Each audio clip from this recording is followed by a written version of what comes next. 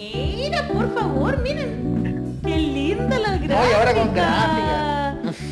Te pasa. Tenemos muy Música, buena producción ahora. gráfica, de todo para nuestro observatorio constituyente.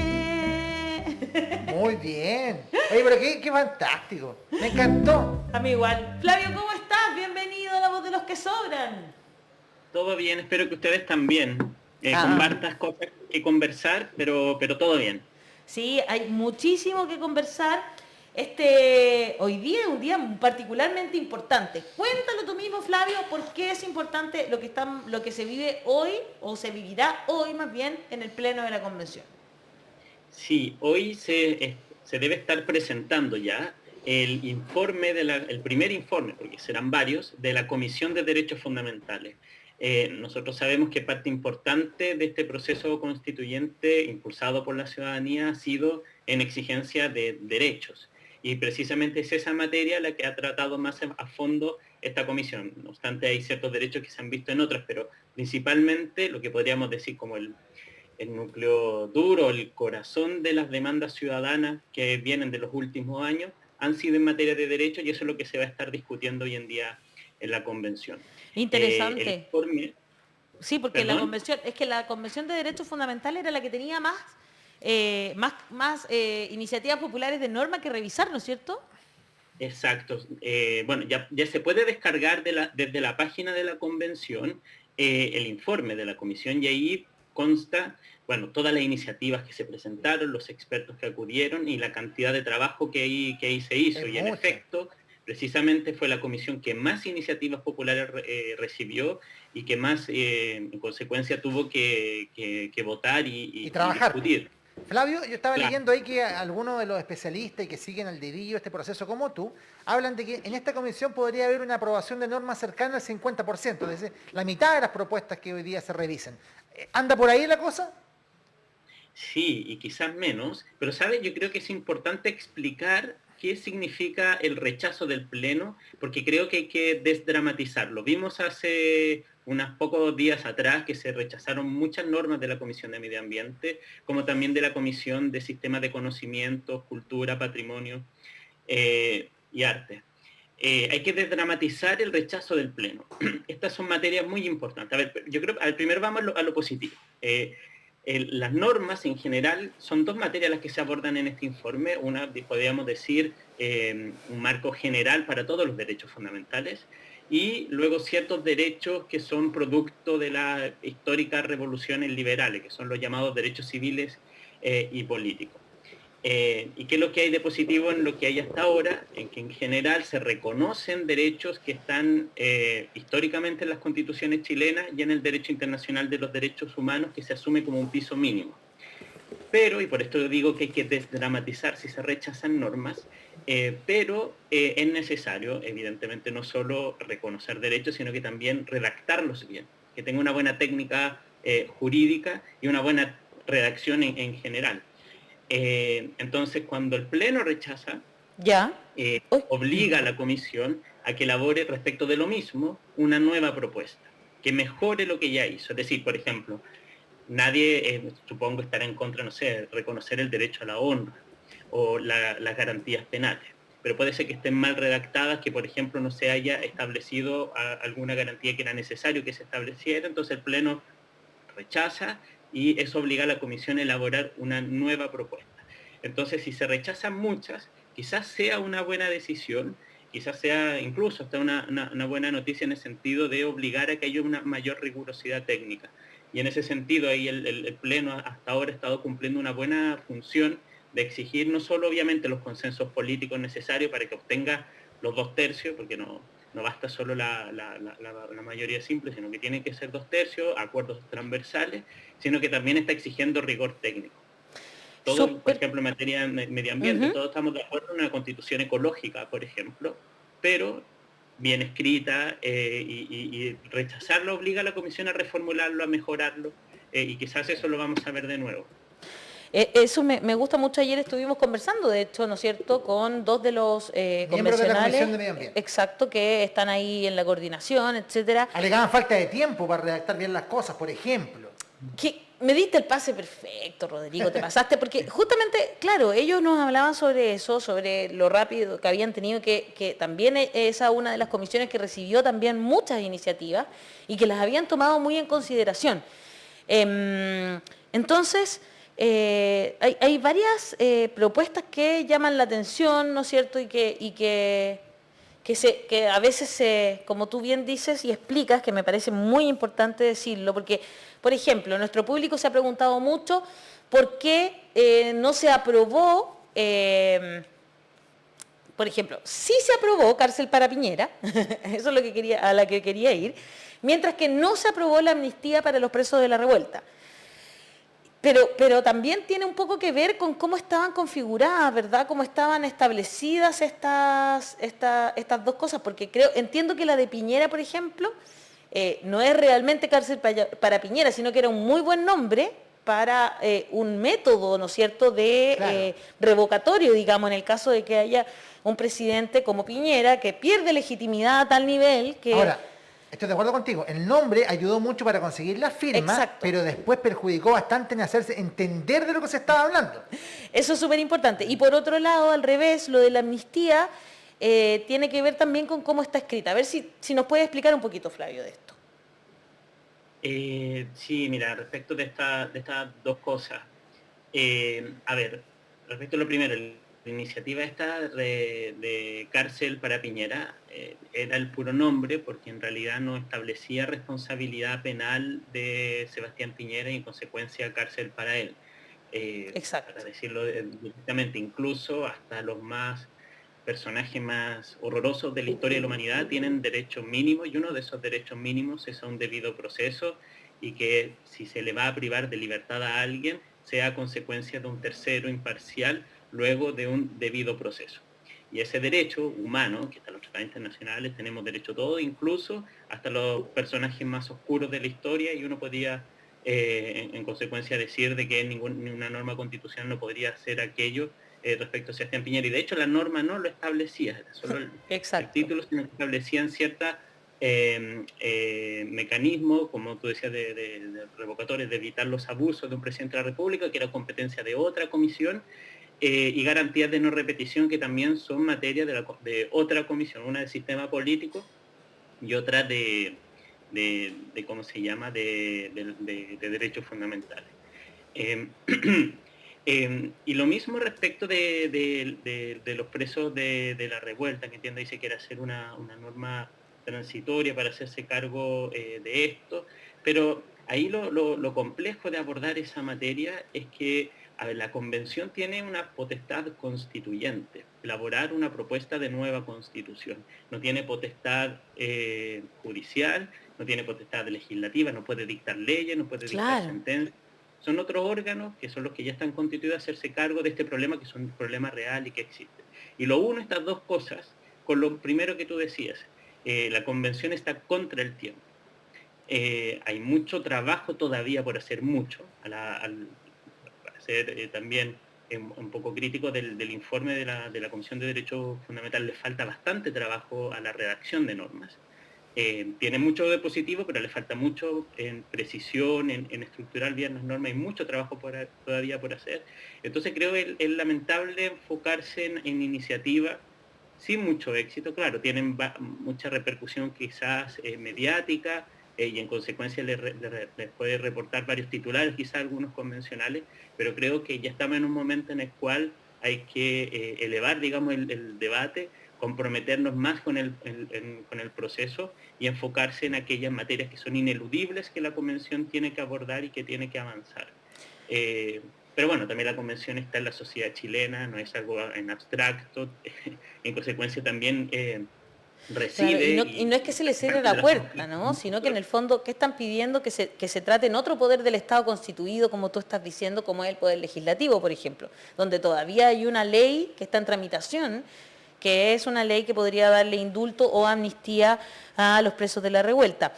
La iniciativa número 460 había sido presentada, entre otros, por el convencional Manuel Bolsarqui, quien, si bien a través de su cuenta de Twitter lamentó lo ocurrido, agregó que buscarán la forma de volver a reponer el tema en la discusión. En ese sentido, Woldarski se abrió en parte a lo expresado por su par Mauricio Daza, quien se abstuvo en la votación y argumentó que la revuelta no es una amnistía. Esto porque, como destacó, de aprobarse aplicaría desde la eventual aprobación de la nueva Constitución hasta fines de 2022. A juicio de Daza, una solución pasaría por, comillas, el retiro de las querellas por ley de seguridad del Estado, que fue una de las promesas de campaña, y según entiendo y recuerdo, si no estoy segura, si recuerdo bien, me pueden corregir si es que no, también lo dijo Camila Vallejo como cuando empezó ya a asumir este rol de vocera, que podríamos decir que de cierta manera ya ha asumido. Dijo que esa era una de las primeras cosas que iban a hacer, retirar las querellas por ley de seguridad interior del Estado contra imputados e indultos a condenados por parte del presidente Boric desde la próxima semana. Por su parte, Daniel Stingo argumentó su voto en contra, señalando que el tema de los presos políticos se debe resolver a través de la vía legislativa, por una ley, y no por medio de la nueva Constitución. El abogado planteó que el Congreso todavía se encuentra en tramitación de un proyecto de ley de indulto, amnistía en favor de aquellos que han sido privados de libertad o condenados en el contexto de la revuelta, y apuntó a que el periodo de la propuesta ingresada, eso era bien raro, ¿no? Voy a decir la verdad, no sé si lo entendí mal o no, pero la Comisión de Sistemas de Justicia abarcaba desde octubre de 2019 hasta la fecha en que la nueva Constitución sea aprobada, lo que implicaría amnistiar delitos que aún no se cometen. Es raro. Propuesta de norma, claro, entonces en consecuencia una especie de habilitación a cometer delitos, que sería no solo rarísimo, sino que vulnera también tratados internacionales. Bueno. Claro, ¿no es cierto?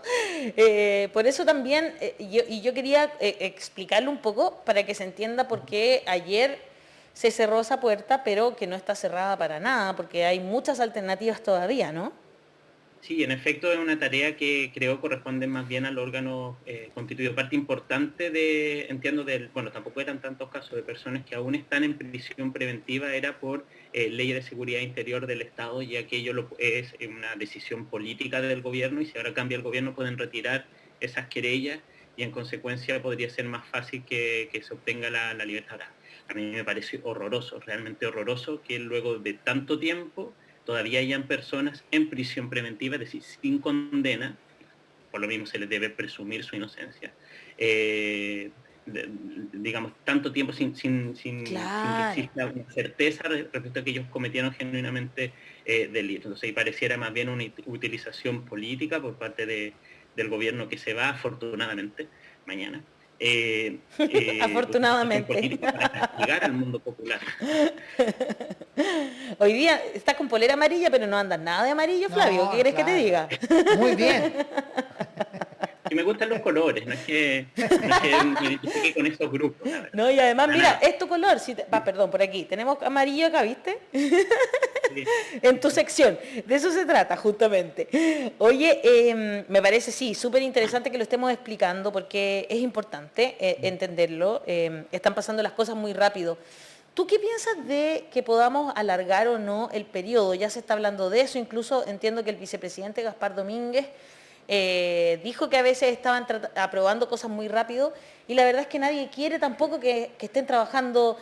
Yo sé que están trabajando de lunes a domingo, en horarios muy extendidos los convencionales.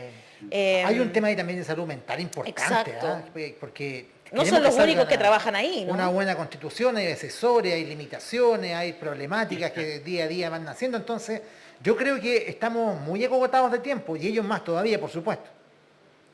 Sí, en efecto. Mira, tú tocas dos puntos que yo creo que son bien importantes. Bueno, uno, que de verdad están trabajando de una forma muy exigente y esto se explica de seguro por, yo diría, un heroico compromiso tanto de los convencionales como de sus equipos.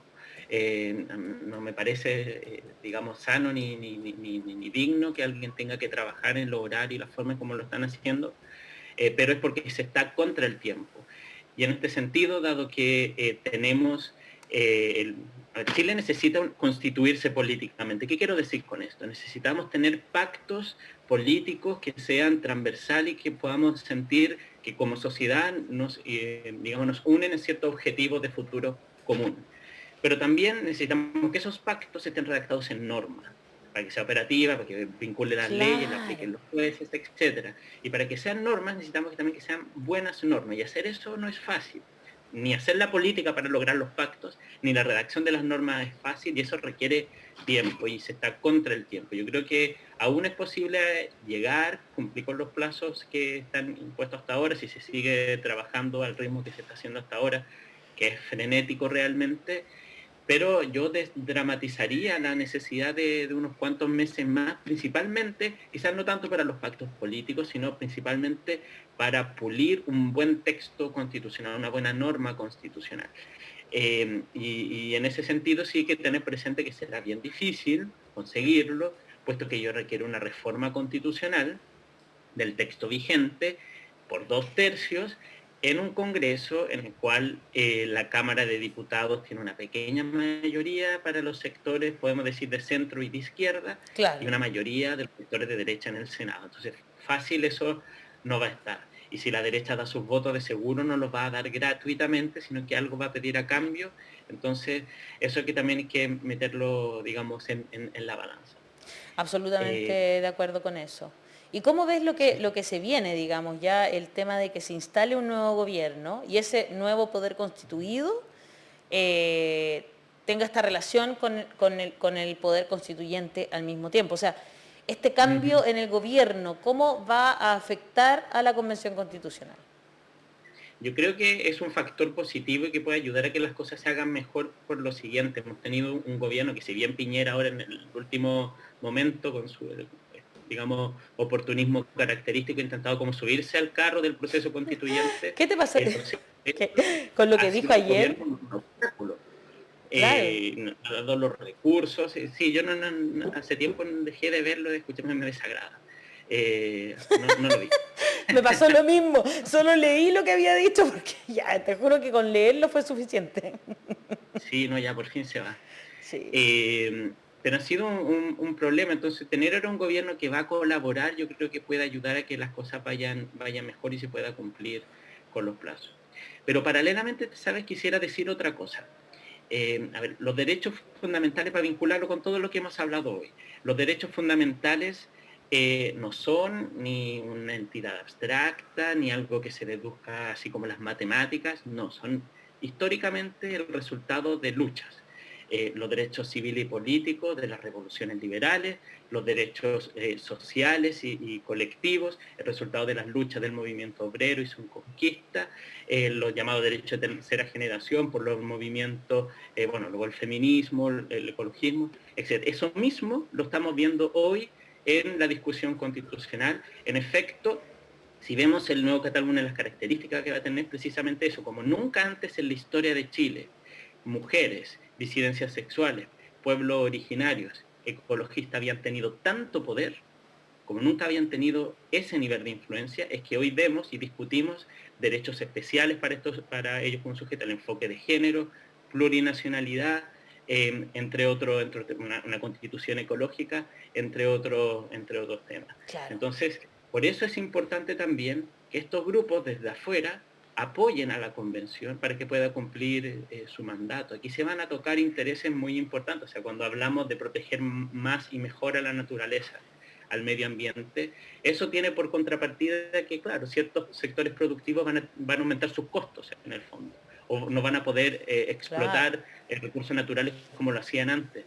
Entonces, si no, la ciudadanía no sigue apoyando el proceso, difícilmente va a poder llevarse también a buen puerto. No hay que confiar únicamente en lo que pueda hacer el gobierno, que puede hacer cosas mejores ahora que vamos a tener un mejor gobierno, pero no hay que confiarse solo en ello. La ciudadanía que ha estado movilizándose o ha sido críticamente un aporte a los cambios sociales, tiene que seguir activa, presente en el debate público y apoyando los cambios que hace tantos años se vienen exigiendo.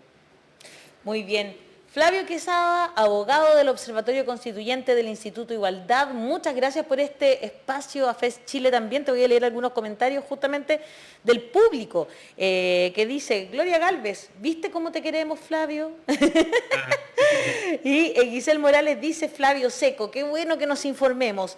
Desde nuestra comunidad en YouTube, María Carmen García dice, yo a veces trato de escuchar otros programas y los encuentro tan mediocres pusilánimes, limitados. Me acostumbré al estilo sincero y directo de la voz de los que sobran. Muchas gracias, Flavio, por este espacio que gracias a ustedes. Es el más importante para nosotros para poder proteger la Convención Constitucional con información, porque esa es la mejor forma de combatir la desinformación. Claro que sí. Así es. Un abrazo. Gracias,